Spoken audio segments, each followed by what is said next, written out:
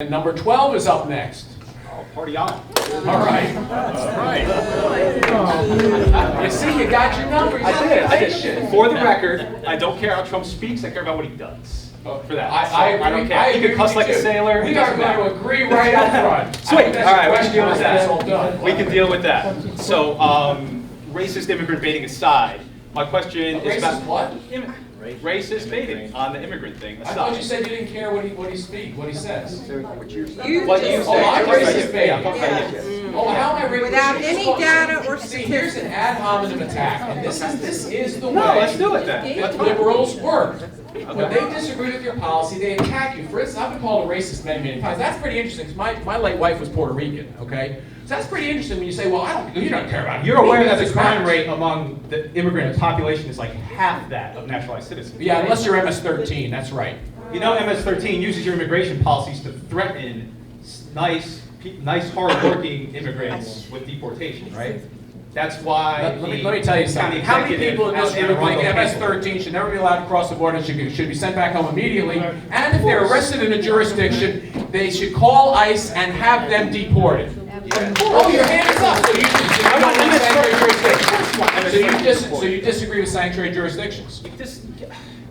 Do you agree or disagree? I'm just going to ask you because I need to know up front where you're coming from. Do you agree? I agree with sanctuary jurisdictions. You do. Well, you know in sanctuary jurisdictions, when an MS-13 member goes to the and you don't have to believe me, you can see what went on in Prince George's County.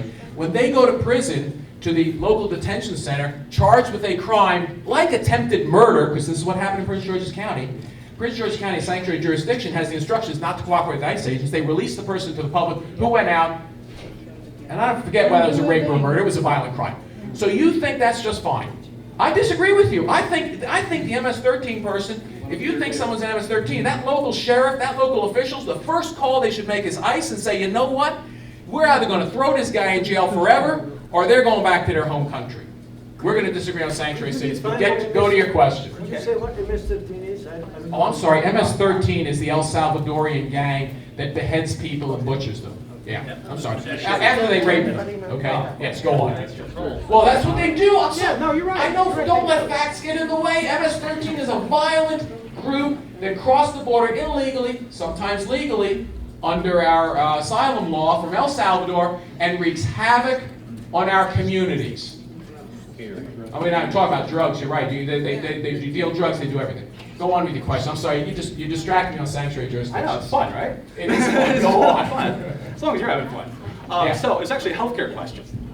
A little less than a year ago, I had open heart surgery to repair bicuspid aortic valve. From what I gather, that's going to land me in a high-risk pool, something you've been a big fan of. And not only myself, but people that are diabetic, cancer survivors, high blood pressure, all eligible for high-risk pools. A Kaiser Permanente study says high-risk pools typically charge about 150 to 200% of the already high premiums out there.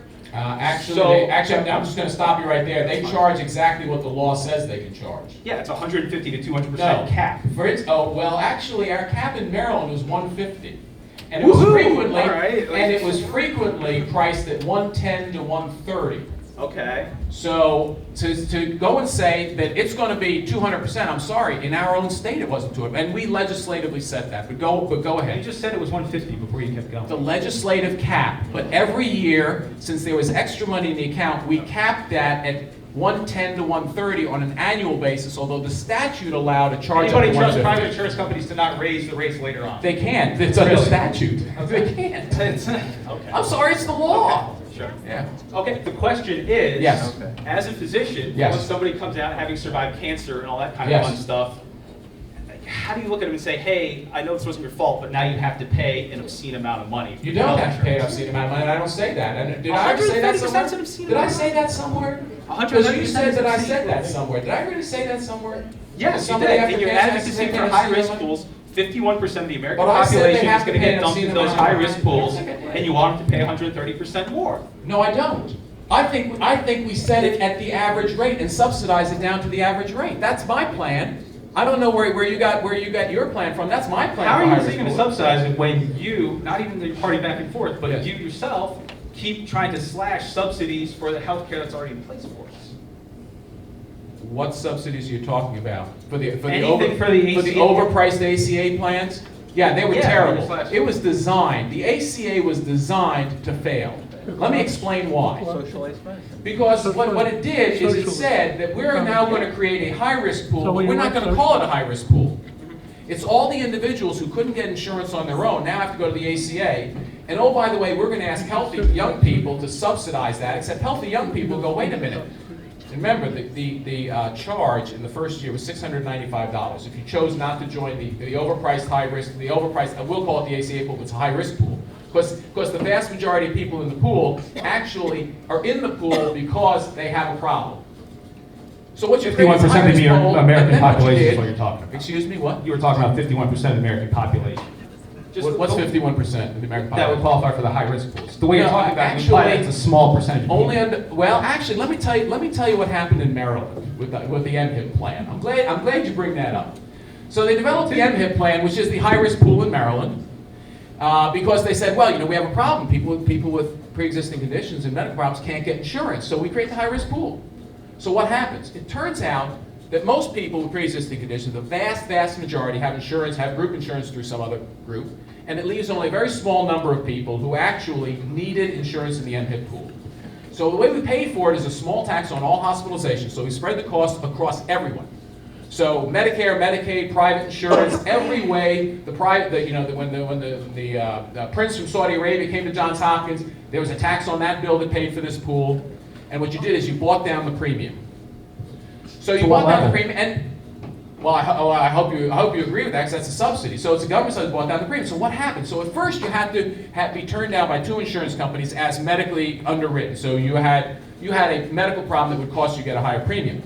Well, the problem was they didn't have enough people sign up because they vastly overestimated the number of people who actually would need the high-risk pool, so they dropped it to 1. And then Mr. O'Malley, since there was still money left over, instead of lowering the premium down to 100%, he took that money and spent it somewhere else, the money left over in the program. Both parties play the same game. So I say games are over. What you do is you say, look, we're going to take people who, because God forbid, everybody in this room is either pre-existing condition or at some point in your life you probably will have pre-existing condition. So everybody could need this insurance. Is we separate out that group, just like they do in Maine, and they buy the premium down to a regular person's premium with a subsidy. But the subsidy doesn't go if you're healthy. You're healthy, you buy an insurance product and we get the prices down, but God forbid you need pre-existing conditions. And we've all agreed, both parties agree on this. The president, the first thing he says is we're going to protect everybody with pre-existing conditions. That's what he wants to do. Now, I don't know, I mean, look, I even suggested that what we do is we take everybody who is uninsurable and put them in the Medicaid program. We actually have a program for people that already exists. It's called the Medicaid program. You keep advocating for slashing Medicaid funding. We actually don't see. The AHCA only in Washington, only in Washington is decreasing that you voted for a in huge, 2017. Excuse me. You had your comment. Now I get to respond. I think that's right. Right. I appreciate that. Yeah. Good. So actually, did we vote to actually cut the amount of Medicaid spending or decrease the tremendous increase that was projected? Which was it? So I'm going to ask you. I know the answer, but it sounds like you know the answer too. Which was it? Because you said we cut. No, we didn't cut spending. We decreased the unaffordable increase in Medicaid spending. That's what we did. And we were accused of cutting. That's why when we have discussions on Medicare, which is going to bankrupt us, we have to start talking about doing a different program for someone who's 30 years old or 35 years old, has 30 years to retirement. But I guarantee you, some people, if I mention Medicare today and say I'm actually for changing that benefit, a commercial will show me pushing Granny over a cliff. I guarantee, I know that happened because that's exactly what happened when we did it 6 years ago. TV ads, because we said, you got to deal with this problem, here's our solution. So instead of the other side coming and saying, well, this is our solution, they're like, no, we're going to show ads of you pushing Granny over the cliff. We are never going to solve these problems if that's the way we're going to deal with them in Washington. Now I'm going to come out and say, look, I want to raise the Social Security retirement age to 70, full retirement age, keep early retirement where it is. I want to convert Medicare for younger people to a defined benefit, to a defined contribution instead of a defined benefit. You got another plan, let me hear it. Medicare for all, I'm sorry, I'm not going to back it. It's unaffordable. If you think you got problems now, let me tell you something. My district, seniors have told me they can't find a physician. They move into the district, they can't find a physician who accept a new Medicare patient. Because I had a boss once who said, you know, if you lose money on every case, you can't make up for it on volume. The bottom line is Medicare program is designed for seniors because we believe seniors need special care. The care is discounted from the regular price of care, and that's so seniors have access. And physicians, and I know I'm a practicing physician, will say, you know what, I can afford to see Medicare patients because I also got private insurance patients over here. And whether we like to admit it or not, there actually is a subsidy that goes on from those private insurance to the Medicare, but everybody says, that's fine, we're going to do it because it's for our seniors. So what does Elizabeth Warren want to do? She wants to make it for everybody. What do you think is going to happen when it's for everybody? You run out of money. What happens when you run out of money in a government health care program? You ration, because that's the only thing you can do. Because you ran out of money, you have outlawed all private insurance. You have declared what's going to be paid for. You declared what the payment is. And when the doctor says, you know what, I'm going to retire early because I can't, I've saved up enough. I am not seeing patients for Medicare rates for the rest of my life. You have one less person seeing patients. What do you got to do? Well, you do like in Canada. You wait 2 years for your hip replacement when your hip hurts. Instead of waiting a month, you wait 2 years. Americans might put up with that. I don't think they will. Because we're the richest country in the world, the highest GDP in the world. Why shouldn't we have good health care, prompt health care, when we want it, not rationed by the government? We don't need a ration by the government. We're a rich country.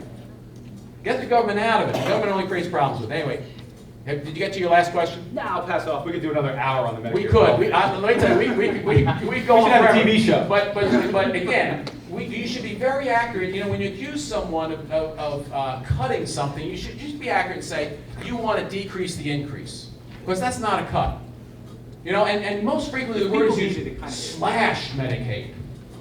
No, I saw the graph. I went and I pulled the graph and I saw the graph. And wait a minute, this keeps going up. In fact, we said we're going to take this year's number and inflate it by the medical rate of inflation. Well, there was discussion actually whether to inflate it by CPI or medical rate of inflation, but we were going to inflate the amount every year. Every year under law, it was guaranteed that number was going to go up, and we were accused of slashing it. This is the problem with the discussion in America. You know, if I come up with that solution, you're slashing Medicaid. We're not going to get anywhere. If you say, okay, let's talk about that. Is that an adequate amount to increase? I mean, what if the number of patients goes up? What if the acuity goes up? Let's have that discussion. But if we suggest that we can't afford it going into the future, and it's like you're pushing Granny off the cliff, you're slashing Medicare, ladies and gentlemen, we are never going to solve the problems we have. Much to my disappointment, because I went to Washington, I thought we were going to deal with some of these things. And it's totally dysfunctional. It's worse than you think, let me tell you. Dysfunctional, worse than you think.